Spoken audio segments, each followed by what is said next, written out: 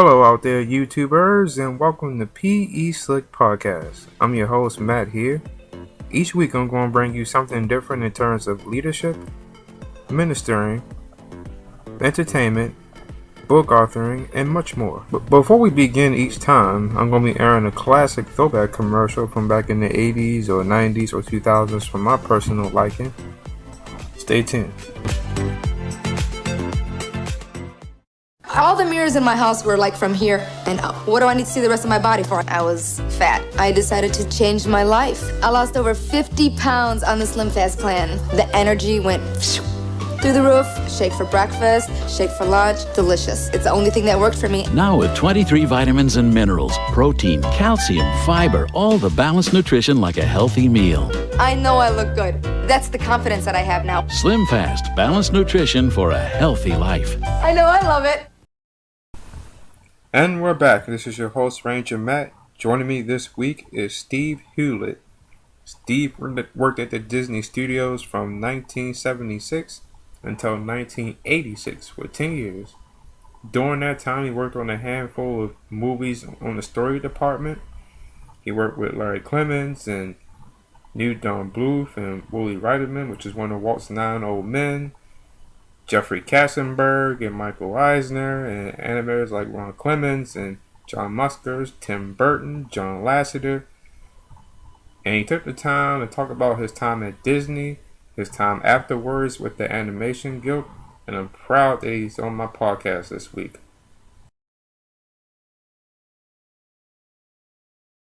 My background is my dad worked at Disney from 38 to when he died in 1974. My background is I went to the University of California, went into the Navy, did a little bit of graduate school, then I started at Disney's in like 77. No, actually that's wrong, 76. And then I was there until 86, and then I became the head of the Animation Guild, then called the Motion Picture Screen Cartoonist, from 89 until I retired in 2016. Okay. So that, in broad brushstrokes, is my background. 10 years at Disney's. My wife worked at Disney's for 20 years, retired from Disney's in 2017. She was working for Marvel Animation, but that's owned by Disney. Right. And then my dad worked for Disney for, a whole long time. And then my father-in-law worked at Disney for 20-odd years as an animator. So between the four of us, we probably have about 105 years, 120 years at Disney. Okay. Where are you from? I was born in Glendale, California in 1948. And I grew up in La Crescenta, California, which is just north of Glendale, California. And I lived in California for a real long time. I'm a third generation Californian, currently living in another state, but that's because of retirement. Right. And then my younger son is still living in California, and most of my siblings, I have a brother and a sister, they're living in California. My mother, who's 94, she's living in California. So, Californian born and bred, and that's really about it in terms of geographic location. My father was originally from Illinois. Okay. And he came to California when he was 8. And my mother was born in California. My grandfather was born in California. Right. So we go back to the 19th century in California. Right. Okay. Did you know that you wanted to be an animator growing up? No, actually, I wanted to be a writer. And my dad tried. My dad was a fine artist, background artist, Christmas card designer. You can A lot of his stuff is on the internet. You can see his Christmas cards. There's probably anywhere from 50 to 150 of his Christmas cards. He did hundreds and hundreds of Christmas cards, separate and apart from Disney. He started at Disney in 1938 and was one of the last to be hired and still worked at Hyperion, which is the original studio. And then he worked at Disney's until his death. And largely he worked in the background department. He was a background painter. He did some effects work early on, mainly airbrush effects and things like that when he first started at Disney's. But for the most part, from 1943 until 1974, he did backgrounds. And I was a Disney brat because I used to go to all the Disney Christmas parties as a little kid in the 50s, saw the Mouseketeers dancing on stage, the original group. Would go down there for the activities. My dad would bring us down. My dad worked, as a lot of the animation department did, on the original Disneyland park, because Walt just recruited people to go down and work in Anaheim to get the thing done. Right. So my dad worked on some of the dark rides, but for the most part, and then there were actually people like Clive Coates who were in the background department who shifted over to work on Disneyland, the amusement park, in the 1960s. But my dad stayed in the background department until his death, and that was pretty much it. So I was familiar and hung out at Disney's a lot. I worked at Disney's as a traffic boy in the late 60s, shortly after Walt died, about 6 months after Walt died, and I was there just for a summer job, and then I started at the University of California in Los Angeles, never went back, but then I worked at Disneyland a couple of years later as a ride operator. Right. So I was in the Disney orbit for a long time, going back to the 50s and 60s, either as a kid or as a low-level employee. And then I went into the animation department and the story department in the 1970s, and I was there until the late 80s, and then worked as a union rep thereafter. And that's pretty much my career trajectory in broad brushstrokes. So. Okay. When you came to Disney in '76, what was the atmosphere like around there? I know Walt had been gone for about 10 years at this point. What was that atmosphere like around there? Well, at that time, Hard Walker, who had been head of Disney publicity, was the chairman of the board. Mm-hmm. And Ron Miller was, I think, president at that point. And Ron was Walt's son-in-law, married to Diane Disney Miller. Right. And at that point in time, Wooly Ratherman was my first boss. He ran the division, ran the animation department. He was one of the 9 old men. Yes, sir. He was there. Larry Clemens was my immediate supervisor. He was in the story department. I worked under him. He had been at Disney from 1930, but then he had left in 1941, right before the strike, and had done writing he wrote technical manuals during World War II, was not in the military, and then became part of Bing Crosby's radio staff as a writer in 1945, 1946, and he was with Crosby on his radio staff because Bing Crosby had a network radio show, and Larry used to regale us with pretty amusing anecdotes about working for Bing Crosby. But and then Larry came back to the studio in the middle 50s, initially came back to work on the Mickey Mouse Club as a segment producer, and he only had a short-term contract, but he ended up staying and writing all of Walt Disney's intros for the hour-long Disneyland show. Right. He did that until the early 60s, and Walt transferred him over to the animation department at that time. He had been in it before as an assistant animator and as a story man, and then he came back to it, 20 odd years later, right, and worked in the animation department as sort of the lead writer from 1964, 65 until he retired in 1978. I think he retired in 78. And he moved up to Friday Harbor. And when I got at the studio in 1976, there was still this kind of ethos in the air. What would Walt have done? What would Walt have done? What would Walt have done? And it was, at that time, there were a lot of young people coming in, working in the department. I was one of them. Young new animators, Ron Clements, John Musker, many others. right, And John Lasseter came and worked in the late 70s into the early 80s in the animation department. So there was a lot of people who became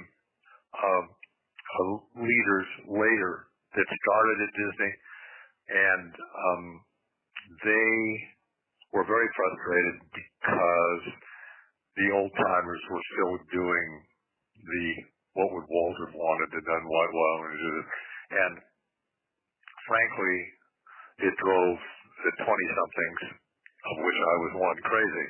right, Because we thought, oh, well, he's been dead for 10 years, let's move on. That was kind of what people wanted to think, or what they did think.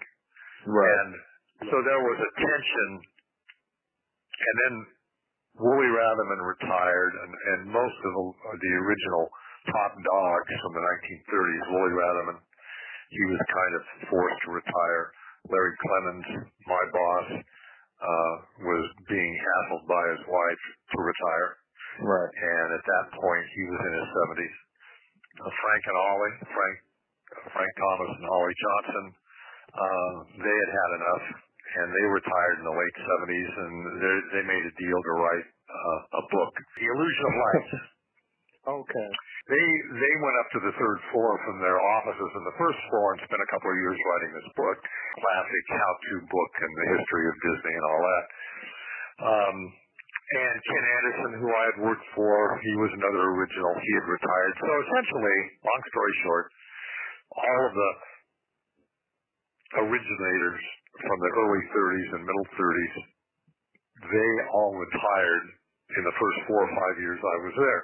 right, And then what happened was, that didn't mean the young people took over. What it meant was the people that had come after the original group, who had gotten there after World War II, who were now in their 40s and 50s, right, early 60s maybe, but they were 10 to 15 years younger than the original group. They kind of took over briefly. Joe Hale was a producer of The Black Cauldron. Art Stevens, who had been an assistant for years and years and was a pretty skilled artist, and he became kind of the head of the animation department briefly because Wooly was pushed out and Art was really in charge of finishing The Fox and the Hound. right, So that was a period where the studio was really in kind of turmoil from top to bottom because you had 20-somethings that had come from Cal Arts and elsewhere who wanted to push the boundaries, were champing at the bit. And then you had the old timers leaving, and then you also had the middle group who had been around forever but had always been kept under the glass ceiling because of the position of the originals. right, They were finally coming to their own and were very territorial and protective of their prerogatives.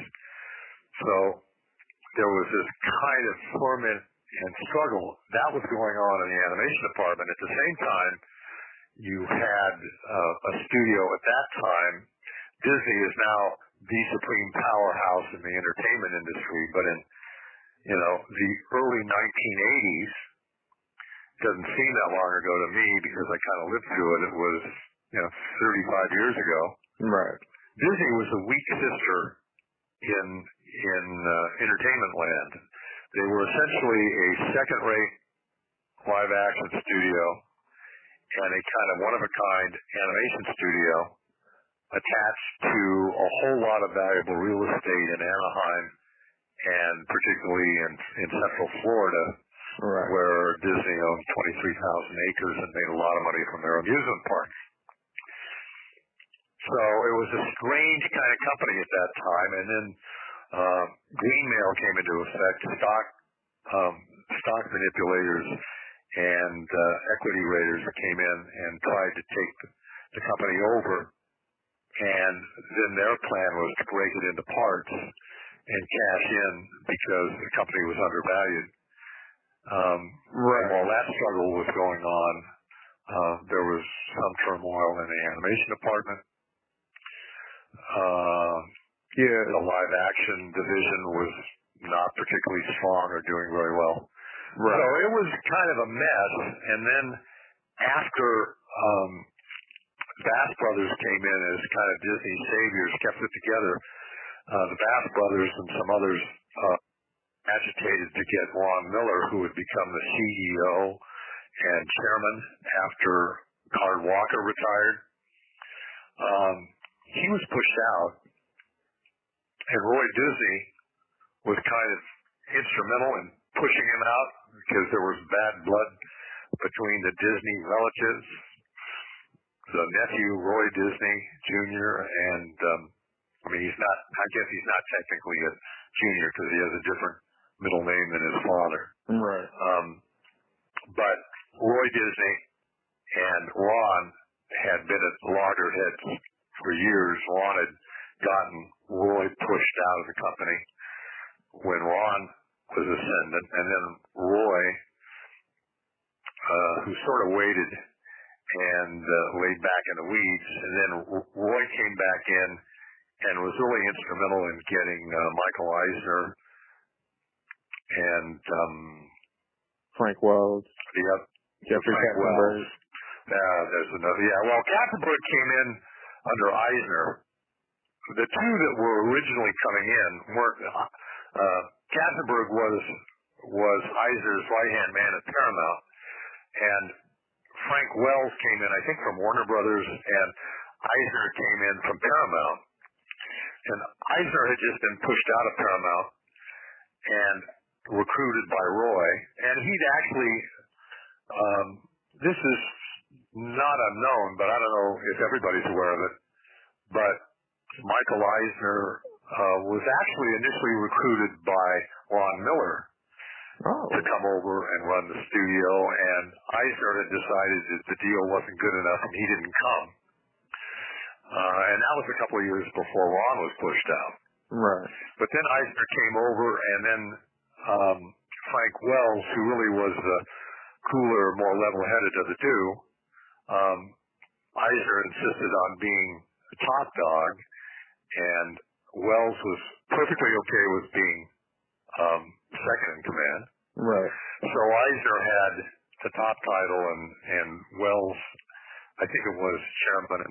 So they did pretty well as a team, and Eisner brought in Jeffrey Katzenberg to run the studio, to be the production head of the Disney Studios, and they actually were originally going to get rid of the animation department. This is all pretty well known. Right. Roy Disney agitated to stop that. They said, okay, we'll keep the animation department. They were originally just going to offload it to foreign studios. Roy stopped it. Michael told Jeffrey, because Michael had very little interest, see that building over there, that's got the animation department in it. It's your problem now. And so Jeffrey got involved and came in and started working on The Great Mouse Detective. He actually did some work on The Black Cauldron, but mainly in an editorial way. Right. Because the picture was pretty well finished. And he and Joe Hale, the producer, fought like cats and dogs. Joe was old enough to retire. He walked out. I think he was actually pushed, but then came back and demanded a bigger payout, and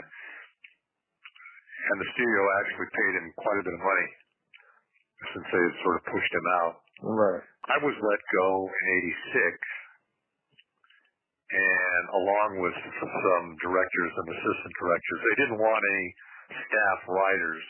Storyboard artists were fine, but staff writers, they weren't crazy about having. And there was, Peter Schneider I had argued with, which didn't stand me in good stead. So I was laid off in '86.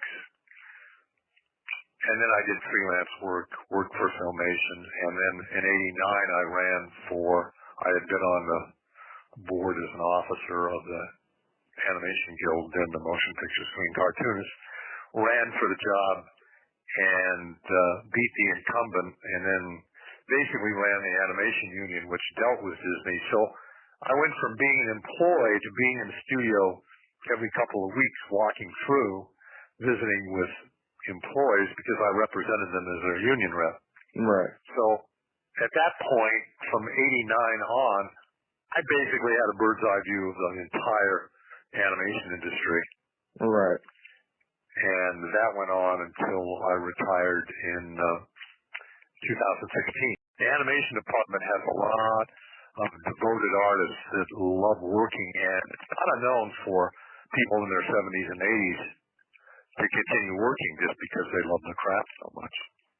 Right. I was not one of those. My wife, who had been in the business for 35 years, she was not one of those. So we basically took our pensions and retired.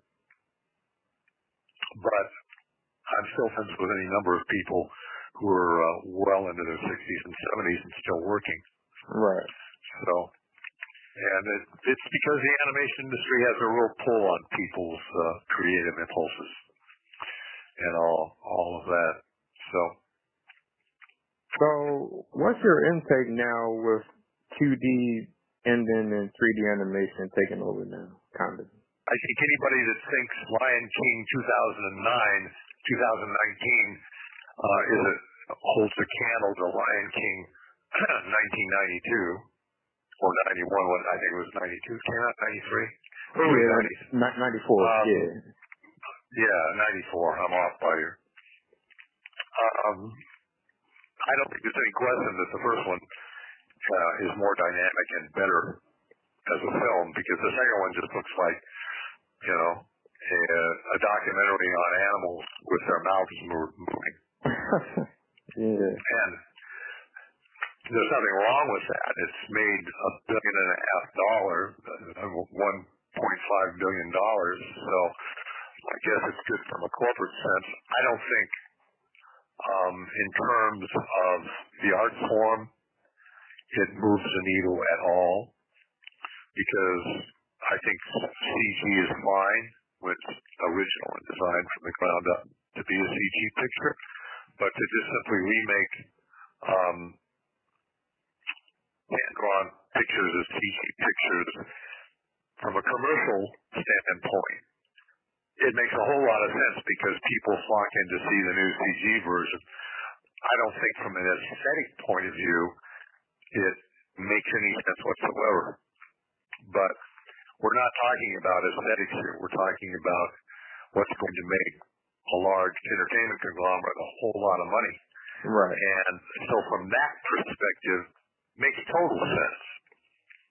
But in terms of, making Aladdin, remaking, and I understand that's not a total CG feature, that's a hybrid. But the thing that's really funny, but going back to Lion King, is the studio maintains this fiction that the second one is a live-action remake. There's no live action in it. Perhaps some live-action background plates, and I'm not even sure that that's true. Right. But everything is animated. So basically you have a CG animated remake of an animated feature. So they're both animated, totally. So, but they don't want to call it that because Jon Favreau, the director, wants it to be known as a live-action feature, even though there's no live action in it. So it's okay, fine. We can maintain this fiction to massage the ego of Jon Favreau, but it's basically an animated remake of an animated feature. And they're going to continue doing it because it makes them a whole lot of money. So people that complain about it, well, if you really don't like it, convince your friends not to go and boycott the film, and they won't make them anymore if they don't make money. But the problem is, tons of people go. But in terms of why animated features, hand-drawn types fell out of favor, I think because CG features, what happened in the late 90s, and particularly the early aughts, is all of the hand-drawn features, there were some still being made at DreamWorks and at Disney. Mm-hmm. They didn't do very well. I would submit that they didn't do very well because they weren't as good as the ones from the early 90s. But the company's position was, well, the CG features are doing 2 and 3 times the business, so we're not going to make the hand-drawn ones anymore. Right. One revival that happened was when John Lasseter was hired along with Ed Catmull to take over Disney feature animations at the same time he was still running Pixar. Right. His proposal to Robert Iger was to make hand-drawn features, and his original proposal, or one of his early proposals, was let's do the hand-drawn features at Walt Disney Animation Studios, and let's do the CG features at Pixar. And Iger said, well, we'll try a hand-drawn feature and see how it does, but we have a pipeline for CG animated features at Disney, and we're going to keep it open because I don't want to bifurcate it like that. So Iger was reluctant to throw CG features out the door at Disney Animation, but he was willing to see how the hand-drawn features went. And unfortunately, The Princess and the Frog made money. It did well, but it did about 45% of what the CG features were doing. So, with the exception of the very inexpensive Winnie the Pooh feature, which was made basically for the home video market on a real tight budget after The Princess and the Frog, they stopped making hand-drawn features because they weren't making any money. It's totally a commercial decision. I don't think that anybody there hates hand-drawn animated features. It's just that they don't make much money, so we're not doing them. Yeah. And you might not be aware of this, but originally Frozen 1 was developed as a hand-drawn feature. Oh. And then when the company decided, we're not going to do any more after Princess and the Frog, they shelved it. And then what happened to get it unshelved is they did a little picture called Tangled, which was in development forever. And that came out and did very well. It did $650 million, which was quite good for the time. And so Disney's think tank went, well, we can do fairy tales, classical fairy tales, as CG features. So what do we got? We've got this Hans Christian Andersen thing, Frozen, although it wasn't called Frozen then. Let's breathe new life into that. So they took that one off the shelf, and that did $1.3 billion. So, animated fairy tales were back in business as long as they were done in CG. So that's kind of the story there. Yeah. When you was just backing up a little bit, because you did touch on a lot of points at Disney when you was there, when you left, and some questions I was going to ask you too. But when you came there, did you work on Fox and the Hound or Rescuers or Mouse Detectives? Well, when I got there, The Rescuers was in the last 6 months of its production, and story work was pretty well done. Okay. I came in at the beginning of The Fox and the Hound, and I worked on that picture for 2 years. And I was there working under Larry Clemens. I wrote quite a bit of the dialogue and the sequences. And it was a fun picture to work on. Okay. We did have one big creative difference. A lot of the young bloods, Ron Clements sort of led the charge, but I was there with him. We all thought having the young hunting dog hate the fox if the hunting dog thinks that the fox has been responsible for Chief's death. I mean, what never made any sense to a bunch of us was Chief in the film breaks his leg. Right. And so Copper hates Todd the fox, and it's like, what? You're not going to swear vengeance and I'm going to get you and blah, blah, blah because the dog fell off the trestle and broke his leg. The dog's not dead. But if the dog falls off the trestle and is killed, that's stronger motivation. But the higher-ups said, well, we can't kill off a major character. We just can't do that. And they did it in The Lion King, but they didn't want to do it here. So a bunch of us were really not thrilled that they went that way, but there wasn't a lot we could do because we were overruled. But outside of that, the fun was working on the picture and working alongside the old timers, being in story meetings with Wooly and Frank and Ollie. Right. And Larry Clemens working with him. That was a kick. And then by the time I got to the Black Cauldron, all of the young guys, including me, we were all kicked off of it. And basically there was a power struggle on that. I spent 2 years of my life on that for nothing because everything that we did over the course of 18 months or 2 years was thrown out. Right. Because, again, the guys that came in after the original old-timers were very possessive and wanted to do it their way, so they did. Right. And then at that point, we went over and worked on The Great Mouse Detective, then called Basil of Baker Street after the book.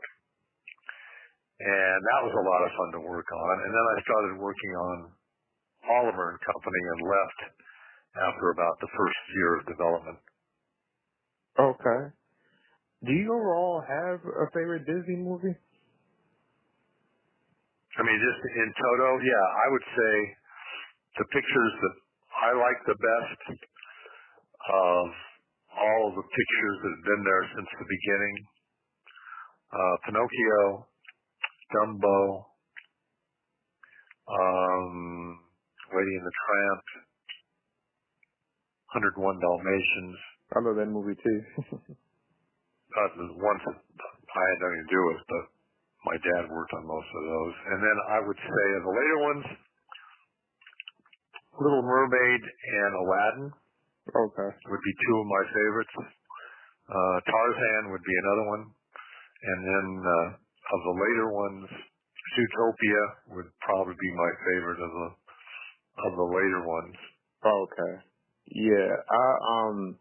I'm a fan of the animated work, and then when after Dinosaur and Atlantis came out, and Lilo and Stitch, the ones that came later, I mean, I know Zootopia, Frozen, Princess and the Frog, Tangled, but I guess because I got older, I wasn't too deep into the later films, except for Toy Story. Yeah, well, you 2, get a 3, and 4. certain age, and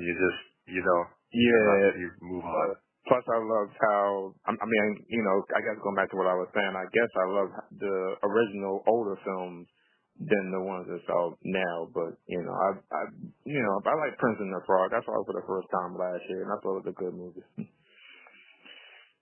But I would say,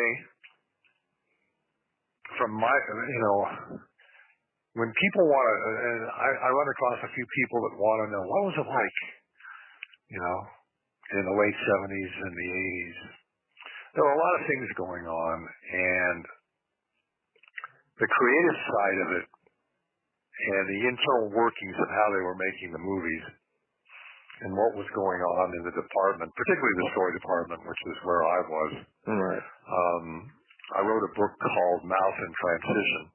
Right. And that gives you a pretty good idea of what the studio was like, at least the part that I worked in, right, from 1976 to 86, and when Eisner and Katzenberg came in, and what the reaction of people were, and, you know, the hopes and fears and all that. That gives you a pretty close insider's view of it. And then I wrote another one, more of with a wider angle lens, called Mouth in Orbit. And that basically covers, because I did a lot of interviewing of the people that worked on the Disney films, and particularly all of the hand-drawn features that were done in the 90s. I mean, I interviewed Ron Clements and John Musker and a lot of the animators, and they give you a pretty good idea of how those pictures were made and what the tensions were and what the struggles were and all that. And that's the kind of stuff that's always interested me. Right. As a participant, is what was it really like to work in an animation studio at that period of time, and what was really going on. And I chronicled it. I wrote a blog for a long time, the Animation Guild blog, and I kind of gave a day-to-day account of what was going on in the animation industry. It's a pretty dormant blog. It's not used much now, but because I left and it stopped being serviced, but that gives you a pretty good idea of what at least feature animation, this part that I was involved in, was really like.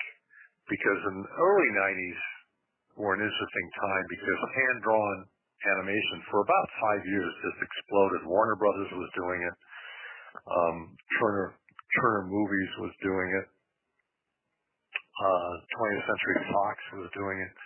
So there was for about 5 years, there was a lot of hand-drawn animation, and then it all turned into CG in the late 90s and the odds. Right. Turn of the century, it became all CG.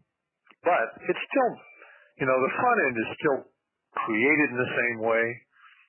You have storyboard artists, you know, putting the movie together. And that's been the same straight through from Snow White and the Seven Dwarfs till now. That process hasn't really changed, except, you know, they do it on Cintiqs, and they do it digitally rather than on paper for the most part. But outside of that, the creative process is remarkably similar. The production is somewhat different, right, because they do CG and it's all digital, and then the back end is somewhat different. But the front end, where they're putting the movies together, that's remained pretty consistent. I mean, like, you could go back to when Walt sort of invented the way pictures were put together. Right. And it's done pretty much the same way. Yeah.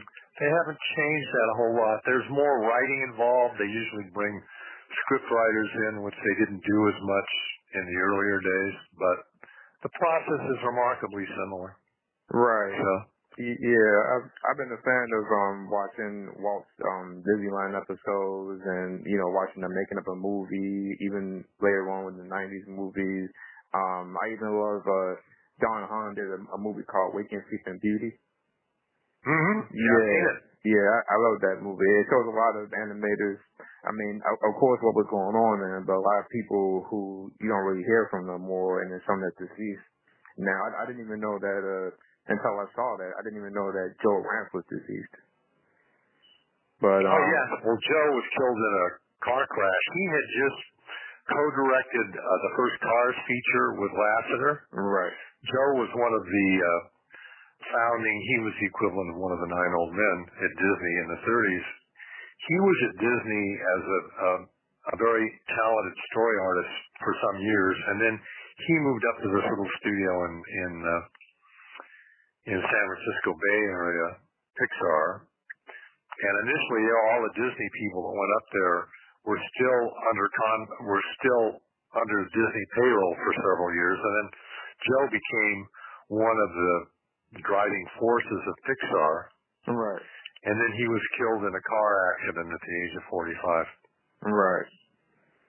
Yeah, that was shocking when I found that out, and it was shocking to also hear and see a lot about what was going on, and like they said in the movie, from an outsider it looked good. On the inside there was a lot going on, especially when the veterans. Yeah, I was pretty good friends with Joe. Yeah. When he was at Disney. I lost track of him when he moved up to Pixar, but I saw quite a bit of him at the studio and then outside of the studio. Right. And he was a funny guy. And a real sweet guy, too. Yeah. So, but, who knows? Yeah. Some of us live longer than others. What's your... But yeah, Joe was great. Yeah. Yeah, from what Dave told me, I remember talking to him about Joe Rance, and from watching Waking Sleeping Beauty, Joe Rance seemed like a very energetic, happy, go-to-life person. Yeah. He was. Yeah. That was him to a T. Yeah. What's your favorite, I don't know if I've asked this before, but I ask this a lot of people I talk with, what's your favorite kind of music do you listen to? Oh, I'm probably a child of the period in which I grew up, rock and roll and folk music from the 50s and 60s, the Beatles, the Stones, all that kind of stuff. Right. And all the stuff that went on at that period of time. I listen to classic oldie stations and things like that. Right. In terms of popular music, I listen to classical. I listen to a few other things. Listen to Sinatra and Dean Martin, Sammy Davis Jr. But I would say, I'm probably like a lot of people my age. I'm a product of my teenage years. I'm just sort of stuck there. Yeah. And the later music, some of it I'm vaguely aware of, and some of it I hear occasionally. But the later stuff from the 21st century, it's like, Okay. I'd probably draw a blank on a lot of it, which is bad on me, but that's the way it is. When you was at the studio, I was just curious. When you was at the studio, one of the movies that was being made was Pete's Dragon. Did you work on that? I did not work on it because that was done by I worked with a lot of people that worked on it. Mm-hmm. Pete Young, who was my closest friend in the story department, he had been in an effects animation, and he worked on it as an effects animator. Because the funny thing about Pete's Dragon, I worked for Ken Anderson right after Ken Anderson worked and designed the characters on Pete's Dragon. Ken was a very talented storyboard artist and particularly a designer. He had been instrumental. He had worked on all of the features going back to Snow White, and I worked for him for about eight or 9 months just before he retired. And he had been the designer of Elliot the Dragon, and he had worked closely with the screenwriter. Pete Young and Vance Gary, who was another very talented board artist, had worked on Pete's Dragon as board artists, and because they worked on all the animated sequences. And Ken had been very hard on the screenwriter. They had had screening fights about mainly Ken screening, because he did a lot of that. Right. When they were developing the picture. And then Ken was very heavy into the look of Elliot the Dragon, and so the picture was going on, but the picture and the picture was being shot, the live action part of it was being shot while I was my first year at the studio. Okay. And I used to walk around the sets that they built for it and things like that. It was their big attempt at recreating Mary Poppins, and I would place it. It's better than Bedknobs and Broomsticks, and not as good as the original Mary Poppins. Right. Yeah. Then the remake of the reboot of Mary Poppins with Emily Blunt is not very good either. It all comes down to how did you script it and into the songs. And if the songs are really good and the script is serviceable, then you probably end up with a pretty good movie. And if not, then not. So Don Bluth was in charge of the animation, and they had big thermometers who had done the most animation that week and who was ahead and who wasn't. And I mean, they really had to push, and they literally recruited everybody that had anything to do with drawing at the studio and had been involved in the production of animation at some point. Pete was no longer doing it, but he was recruited. Larry Clemens, who had been an assistant animator in the 30s and was my boss and hadn't done any drawing or animation in decades, they tried to get him to do it. And he did a couple of drawings, and they looked at the drawings, and Larry told this story. They came in, looked at the drawings that he did, said, never mind, and took the drawings that they had put on his desk and took them all away and didn't ask him to do any drawing because it was clear that he was rusty. So, but everybody else was just, lots of overtime, because what happened with Pete's Dragon is they had a premiere date at Radio City Music Hall in New York. It had to be out, I think, by November. And this was done on a lot of pictures afterwards. But up until Pete's Dragon, when the picture was done, they would release it. They didn't have a deadline. And what happened with Pete's Dragon, I think partially because it was a hybrid film, live action and animation, they had shot it and they had scheduled a release date, which they were contracted for, and so suddenly they realized they've got to have all hands on deck. So there was a lot of overtime, Saturdays, Sundays, late at night, and that had never happened before. Now, it happened a lot under Jeffrey Katzenberg's watch, right? Because they pretty much did that as a matter of course in the late 80s and the 90s.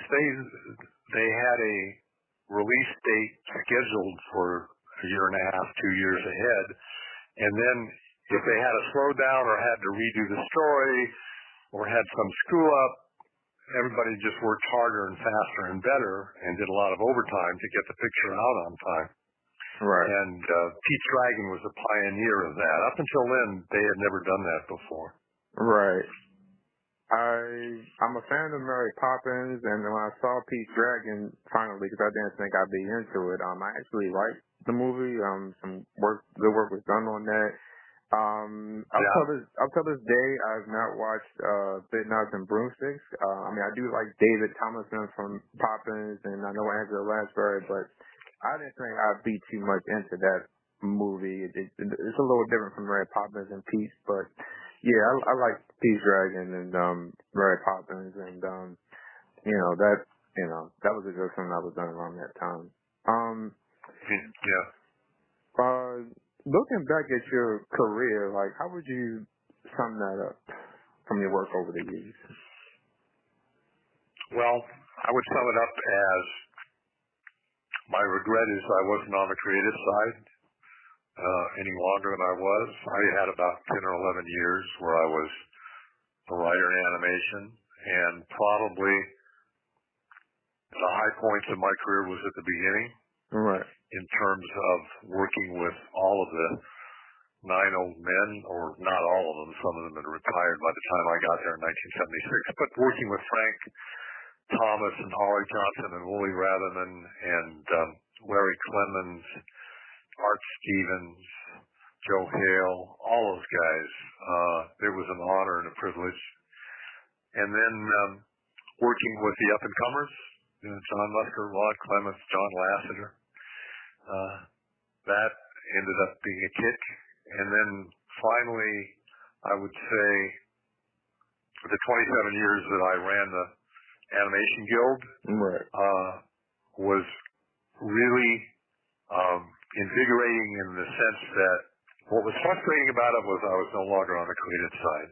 What was great about it was I basically had a front row seat to what was going on, not just Disney, but at every animation studio in Los Angeles that we had a contract with, which included DreamWorks, which included Fox, which included Disney Television Animation, Hanna-Barbera when they were up and running, Right.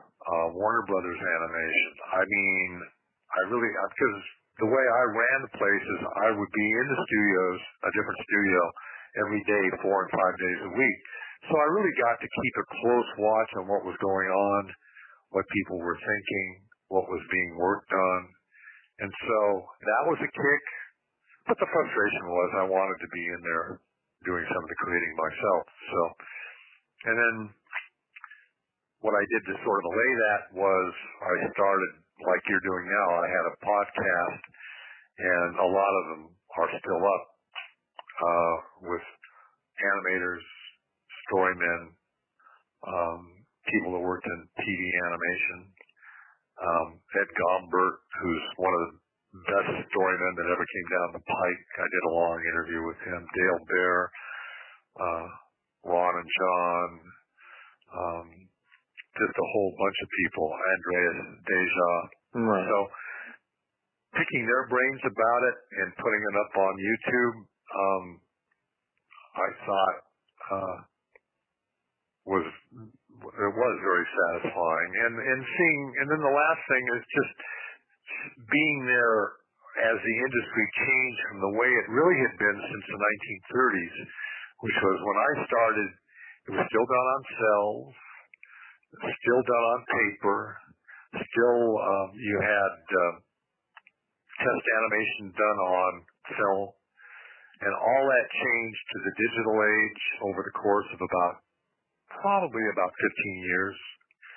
And watching all that happen and seeing the way it is today, and also seeing animation just explode. I mean, when I started in 1976, animation was a little tiny part of the movie business.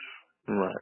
And by the time I left, it was a huge part of the movie business. Every studio was doing it, whereas feature animation, particularly, was only done by Disney when I started in the 70s. And by the time I left, not only were there lots of CG animated features being done, but there was just a whole other level of live action visual effects, which is a very close relative of CG animation. And that was being done. And to see the Animation Guild just become larger and larger and larger. When I started, there were only 700 people active in it, because in the late 80s, traditional animation was pretty much moribund. TV animation was kind of in the doldrums. Feature animation was only being done by Disney. Bluth had tried some competing, and he was just starting at that time. But by the time I left, it was the most profitable. There's really just two segments of motion pictures that are hugely successful, and that is superhero movies, and the other part that's hugely successful and profitable are animated features. And so you've got now more than 5,000 people working under animation union contracts, whereas there were 700 when I started. Right. So that's really satisfying from that perspective. But I look at my career arc, and it was basically, pretty much about a third of it was on the creative side, and about 2/3 to 65% of it was on the union side, being a representation of artists and all that kind of stuff. So it worked out well for me. Yeah. I wish I could have stayed on the creative side longer, but it was what it was, and I enjoyed it. So, what advice would you give somebody coming into this medium of animation films? What I would tell anybody trying to get in to the business now is the best way to come in is train as a storyboard artist. You need to have story chops, story sketching sets, drawing skills, because they always have a need for storyboard artists. And I occasionally used to get people who said, "Oh, I want to come in as a traditional animator," meaning hand-drawn animator. Right. And I'd always discourage that because, well, that's all gone away. It's like training to be a, harness or buggy whip maker in 1925 when cars are coming in a big way. It doesn't make any sense. I mean, if you want to do it as a hobby, cool, but it's very difficult to break in as a hand-drawn animator, which wasn't the case in the early 90s, but it is now. So you want to come into animation, storyboard work is probably the best route in because they always need storyboard artists. Right. And it's harder to get into because it's not as casual, and it's harder to get into because there's a lot more competition. When I started in the 70s, nobody was training people to work in the animation industry. Cal Arts was just getting started and was tiny. There were hardly any universities or art schools that were training people to get into animation. Now there are dozens and dozens and dozens. There are community colleges that are doing it. There are state universities that are doing it. There are private colleges that are doing it and art schools that are doing it. So you have literally hundreds and hundreds of people flooding into the industry every year. So there's a lot more competition, although it's still possible to get in. Right. But it's a lot different. And the best anecdote I can give you is Bernie Mattinson, who is still at Disney's after 55 or 60 years, and he's only there part-time. He started at Disney's as a teenager. You know how he got in? The time was the early 50s. His mother, he had just gotten out of high school. He had some drawing skills because he'd been into it in high school. His mother drove him up to the front gate of the Disney studios without an appointment. The guard gate said, "Oh, you got some drawings here? Oh, well, you want to talk to somebody here? Hold on a second." The guard walked in and they said, "Oh, we'll talk to you now." His mother parked, he went in, and they looked at his drawings, they talked to him, and they gave him a job. That would never, ever happen today. Right. A high school student with, high school art training, getting a job in the animation department of Walt Disney Studios as a teenager. Would it happen today? And that happened a lot in the 30s. It happened a lot in the 40s. It happened some in the 40s, although they weren't hiring. It happened in the 50s. It was even happening into the 70s and early 80s. It wouldn't happen unless you were just knew somebody who knew somebody. Right. But in 1952, yeah, you could do it without an appointment. So that's how the industry has changed. It's much more difficult to get in. Right. There are far more hoops to get in through. And there's just a bigger bureaucracy that you have to navigate. There are levels of receptionists that you've got to sort of navigate your way around. So that's the big difference, but it's still possible. Right. It's just not as easy as it used to be. Okay. Now, before we wrap, I just wanted to take some time to maybe get your, we talked a lot about the studio, and you worked with a lot of famous people there who came as animators, young and veterans. And I just wanted to briefly touch on a few of them. What was it like working with them? The first one I have is Don Bluth. Don was the guy that trained me, and he was kind of a Renaissance man at the studio.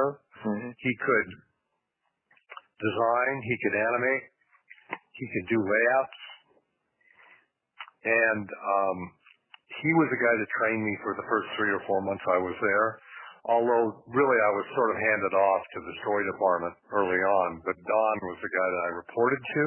Right. And we had any number of discussions about, where Disney was going. And even early on, he left 3 or 4 years later. He had frustrations just like some of the Cal Arts people that came in after he did. Right. And Don, did a picture on his own, Banjo the Woodpile Cat, and then secured financing to do his own feature, The Secret of Nim, and he left the studio. Right. And took a bunch of staff with him, which caused The Fox and the Hound to be set back by, I think, six or 10 months. But right.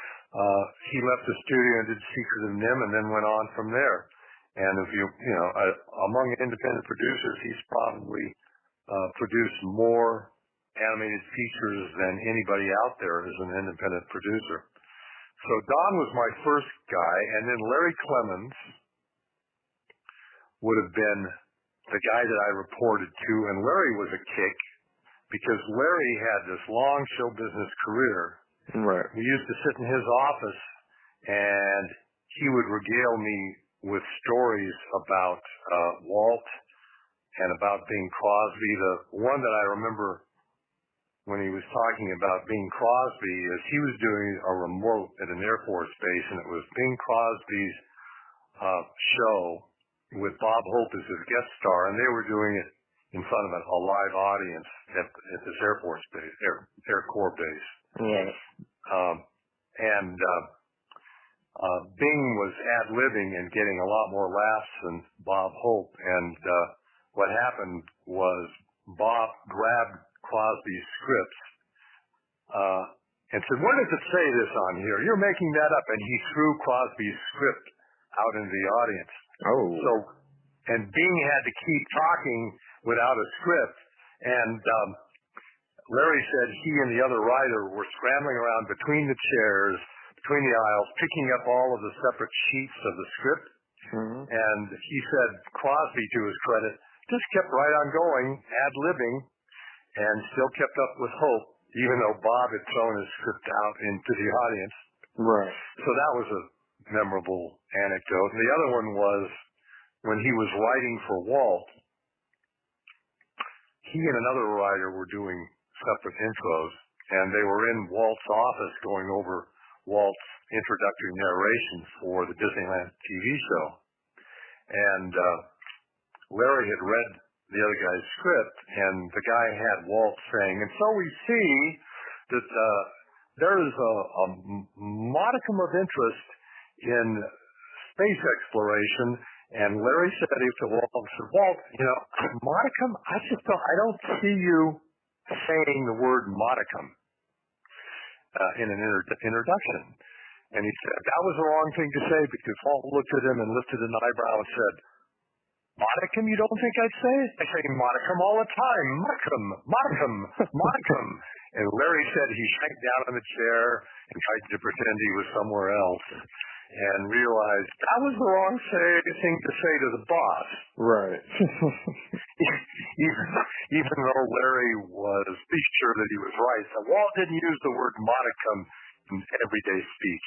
So I thought that was hysterically funny. Yeah, I know. I don't know too much about Larry's work, but I know that he was asked to rewrite the Jungle Book, which became what we know today. He rewrote the Jungle Book, and he actually was the head writer on everything up through. He has quite a bit of writing in The Fox and the Hound, but he handed off to me partway through it. He wrote the puppy stuff at the beginning and some other stuff, which was changed a lot. But he left about a third of the way through the picture to retire. His wife was saying, "Larry, we got to go," because she had already retired. So he left. He was a little reluctant to leave. I think if his wife, Kathy, had not been pushing him to exit, he would have stayed longer. Right. Because he's another one that really loved what he did. So he left. Yeah. And then the rest of us carried on The Fox and the Hound. The other guy that I worked with closely was Wooly. He was a kick. He would basically hold all-day story meetings, and you'd be exhausted, and he would be as fresh as a daisy at the end as at the beginning, and he was pushing 70 at the time. So I always found that to be amazing. And he would just work and rework scripts. And I have a chapter on that in Mouse in Transition. And then the other one was Ken Anderson told me a great story about when he was working with Walt in during World War II, and he said that he came into Walt's office, and Walt was a chain smoker and whipped out his cigarette. And Ken, ever attendant, had a big new Bic lighter, because Ken smoked too, everybody did in those days. Right. He whipped out his Bic lighter and flicked it, and a big flame shot up. He had put it under Walt's cigarette in his mouth to light Walt's cigarette. The flame flared up like a blowtorch and burned 2/3 of Walt's mustache Oh my off. gosh. And Walt leaped up screaming and said, "Ah!" And Walt said the meeting's over, and Ken crept out, and Ken said that for 2 days he thought he was going to get fired, and he said he would walk down the hall and people would see him coming and, go hide in their office, get away from him as quickly as possible because nobody wanted to be near him. Right. And then he said the third day after this little incident happened, he was eating in the cafeteria by himself because nobody would eat with him. And he said Walt came over with his tray and sat down at his table and started talking to him. And so he knew that probably he wasn't going to be fired. Right. And I think what happened was Disney understood that, hey, it was an accident. Right. He wasn't trying to kill me. And so all was forgiven after 3 days, and then people started talking to Ken again. But that was a story that Ken told me that stuck with me all these years. So. Anything about working with Vance Gary or Rich? Oh, yeah. Well, Rick was a really dynamic director that was there, and I didn't work on a lot of his sequences, but Rick had a lot of input into the Black Cauldron, and after he left the studio, he and I left it on the same day. Wow. And he went off and formed his own company, right, which was fairly successful. He did a lot of educational and religious films, and he did that for the next 30-odd years. I think he's still in business. He still has his little studio in Burbank, so he's been doing that. Vance Gary was probably one of the most talented board artists in the studio.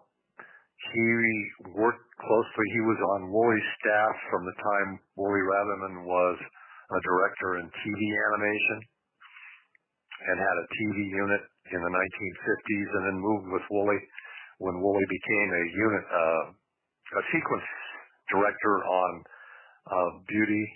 Sleeping Beauty in 1958, 59. And then Vance pretty much stayed with Wooley all the way through all of the rest of the features that Wooley did, which were 101 Dalmatians. Vance was basically one of the top storyboard artists from the time of Sleeping Beauty. I think he has a credit on that. right, But he certainly worked on 101 Dalmatians, Sword in the Stone, Jungle Book, one of the lead guys on Jungle Book. And then straight through, he was still one of the guys that everybody looked to for story ideas and storyboards. He was the guy on the Black Cauldron first. He basically put together the original storyboards for the Black Cauldron, most of which were thrown out, unfortunately, because I think they were excellent if they'd stayed with him. right, And then Vance was there pretty much working part-time right up until the time he died at the age of 79. oh, So, yeah, and you can find some of his work on the internet. Ed Gombert, who worked in the same room with him for a lot of years, has a website up which has Vance's story work on it, mainly stuff that was never done, but the storyboard panels are excellent. Ed Gombert's another one. Now, I didn't work much with Ed because Ed was an animator at the time I was there, but Ed Gombert became one of the best story guys at the studio. He was a story supervisor on Aladdin. right, And years later, he was the head of story and story supervisor on the first Croods, which was a hit for DreamWorks in the 2000s. Right. And Ed's Ed's another one, a grand old man of story work, and he was also a supervising animator for some time before he got into storyboard work. And so there's just a lot of guys that I know from the business that are just highly talented. Right. And the problem is they get old, and new people are always pushing up from the bottom. So, did you happen to meet John Lounsbury or Les Clark from the 9 Men?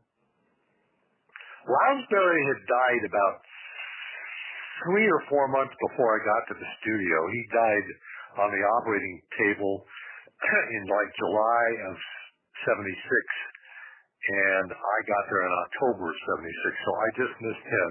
Milt Kahl had retired, although he said he didn't retire, he quit. Right.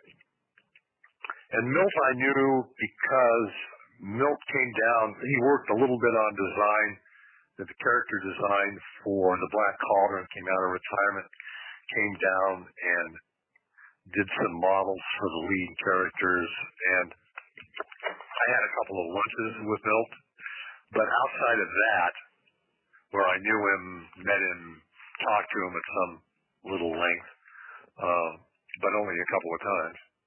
Outside of that, I didn't know Milt. The guys that I worked with and knew, like I said, Frank Thomas, Ollie Johnson, Mel Shaw, who was a board artist then, and Lori Rathman I worked closely with, who had been one of their top animators before being a director. And then Vance Gary I worked closely with, Pete Young I worked closely with, worked with Ron and John for a number of years. So all those guys were the guys that I worked with closely and knew at the studio. Okay. Tim Burton? I didn't work with him. I worked in a room. I worked in an office next to his. Mm-hmm. I knew Tim as an animator, an assistant animator, and then working when he first got into live action. Mm-hmm. He did some live action shorts for the Disney Channel in its early years, and he had a office very close to mine up on the 3rd floor, and I would hear him in there working. And I did an interview. There was 3 of us. There was Ron Clements, Tim Burton, and me doing an interview to promote Fox and the Hound, and we did that jointly together. But I didn't work with Tim because he was in a different department inside the division. So for the most part, and then when he actually got into story development and all that, he was doing live action and I was doing animation. So we really didn't cross paths there. We crossed paths physically, but in terms of working together, no, we didn't. Okay. Don Hahn. Don was an administrator on the administrative side, and Don was always a energetic, amiable presence at the studio. But when I was there, he was basically working as an administrator. And then about the time I left, he moved over to be an associate producer and then became a producer. I seen Don just a few months ago. He does a lot of books, and he was up here in Vegas for a book signing, and I went to his book signing and we chit-chatted. He found a photograph of my father with Walt Disney. It's Walt Disney standing next to my father, and then standing next to Walt is an unidentified woman who was attached to the gallery, and then Peter Ellenshaw, who was the big mad artist at Disney at the time, and Ward Kimball. So there's 4 people from Disney and an unidentified woman in this picture, and that was kind of a kick for me. And Don was very kind and sent it along when he came across it in the Disney Library. I don't know if Don is fully retired or partially retired, but he goes around to a lot of book promotion things at Disney. So I think he's still attached to the studio, but I don't know in what capacity because I've never asked him. Right. What about Jeffrey Katzenberg when he came? I knew Jeffrey. Jeffrey actually, the first time I met Jeffrey was he had just been over at the studio for a month, and he came in to look at the storyboards for the Gritmouth Detective, and Bernie Mattinson, who was the producer, had me tell all of the storyboards in the hall of the second floor of the animation building. So I was a guy that went through all the storyboards for Jeffrey. Jeffrey looked at it and said, yeah, I think we'll make this, and left, and that was my first encounter with Jeffrey. Okay. And then we had other creative meetings. There was a big round table meeting where everybody was pitching ideas. Jeffrey and Michael Eisner were there, and it was called The Gong Show. And I got a couple of proposals accepted that weren't ultimately made. Ron Clements pitched Mermaid, which was made. Pete Young, my friend, pitched Oliver. And I was in other story meetings with Jeffrey. Then I left. And then I dealt with Jeffrey at DreamWorks for contract negotiations. Right. He would pop into contract negotiations, and since I was negotiating for the union, I'd see him there. I'd see him around the studio. But on a creative level, I dealt with Jeffrey only at Disney, and then I dealt with him as a labor representative, and him as studio head at DreamWorks Animation. But I knew Jeffrey pretty well. Well, not that well. I went over to a meeting at I think it was a DreamWorks Animation executive's house, or it was a lawyer's house in Brentwood, where Jeffrey was there. I was there. The WGA representative was there, and we had a fairly long session at that meeting. But again, that's labor issues. It's not dealing on the creative side. But I knew Jeffrey off and on for, probably a dozen, 15 years after my initial encounter with him at Disney, just simply because from 95 on, I dealt with him at DreamWorks. So, right. And that happened until he sold the studio to Universal and went off on his merry way.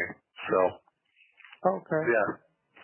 And the last person was, he worked at the studio when he was there, I recently found out he's deceased. I didn't know that. Was a man named Pete Young. Pete Young, my closest friend at Disney. Great storyboard artist, super creative talent, and in fact, here's the amazing thing about Pete. He basically is responsible for the original small one, which Don Bluth changed quite a bit, but he got that greenlit into production.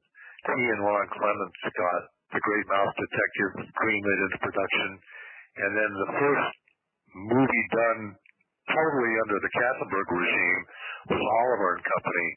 And Pete's responsible for that because it was his pitch that got the picture made. And then he died abruptly at the age of 37 in 1985. He died, I think it was either October or November of 85. I know it real well because I left on vacation and I came back and somebody called me and said he had died.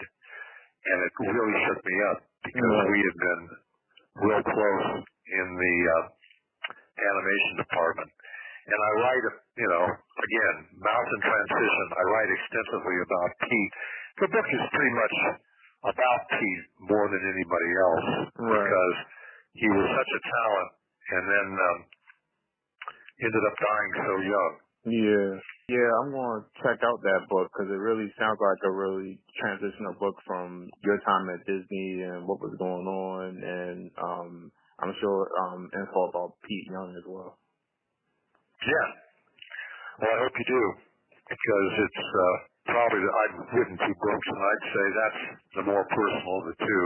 John Musker did the drawing of Pete, and it's in there. So, yeah, check it out. Okay. And again, you work with a lot of talented people. You work behind the scenes, and you played a part in a lot of movies being made. And I thank you for your contribution to it. Do you have anything to add about working with Roy Disney? Well, Roy E. Disney. I had some meetings with Roy. And I write about this in the book too. I went into Roy's office right when he first came back in like this would have been 1985. And he had a poster on his wall for a documentary that he did about sailing, because he was a big sailor. Right. And sailed competitively, called Pacific High. And I looked at the poster when he came out in his office, and I said, "Oh, this is interesting. What's this?" And he said, "Oh, this is a documentary I did, Pacific High." And I said sort of the wrong thing. I said, "Well, you know, William F. Buckley, the writer, did a book called Atlantic High." And Roy, face got dark, said, "That son of a gun. You know, I had done Pacific High," and he called me up and said, "You know, I like that title. I want to use it." Except because he's writing about the Atlantic Ocean and Roy's was filming about the Pacific Ocean. He did the Atlantic High, and Roy made it clear that he wasn't pleased that Buckley filched his title and just changed Pacific to Atlantic. Right. So I thought that was funny. But yeah, Roy was a great guy, and he was basically integral to the animation department for a good long time after I left. He had just come in and was working with Pete on Oliver and Company, and then I left, and he was involved heavily with the department straight through, and was a producer on Fantasia 2000, and had a lot to do with the department until he and Eisner had a falling out. You probably know about this. Yep. They had a big falling out and fight, and then Roy actually was kind of instrumental in getting Eisner thrown out of there. And then Roy came back and was back working with the studio when he died.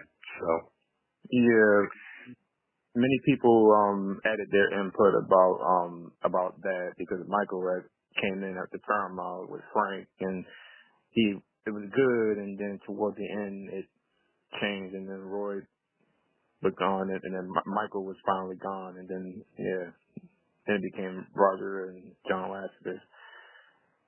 oh yeah. Yeah. My last question for you tonight before I officially close is, so what is your current future plans right now, 2020, a new decade, a new time? My plan now is I'm a retired person, and I'm specializing in recreational sleeping and a lot of travel. My wife and I have gone a whole bunch of different short-term, short distance, and long distance travel plans. I figure, and I kind of planned this out while I was still at the Animation Guild. When I rang that curtain down, I was going to go off and do something different. So I write, I read, and we do a lot of travel. We've been to Bermuda, we've been to Great Britain, we've been to Alaska, the Yukon, Hawaii, we've been to the East Coast. I have friends in Philly, and we have friends in New York and other places, and so we spend a good part of the year traveling, and that's kind of what we do. Okay. Well, hey, Steve, thank you for taking the time to be a part of my podcast. You talked a lot about your time at Disney, your work prior, after Disney. I thank you for taking the time to be a part of it. I know we had a long conversation, which I enjoyed, but I do hope maybe at some point you could come back and talk more about animation and, your work from before, if you don't mind, down the road. No, not a problem at all. Okay. Take care. Hold on one second. We're going to go to a commercial break, and we'll be back after this.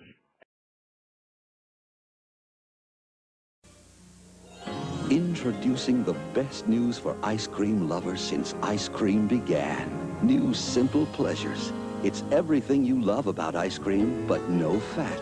New Simple Pleasures is unbelievably rich, incredibly creamy, and absolutely delicious. Because New Simple Pleasures is made with all-natural Simpless instead of fat. New, delicious, all-natural Simple Pleasures. There's never been an ice cream like it. Well, YouTubers, it's been a lot of fun. Thank you for tuning in this week for PE Slick Podcast. I'm your host, Ranger Matt, signing off with this wonderful video done by my buddy Pat Rini. Only one. Until next time, you have a good night now. See ya. God bless.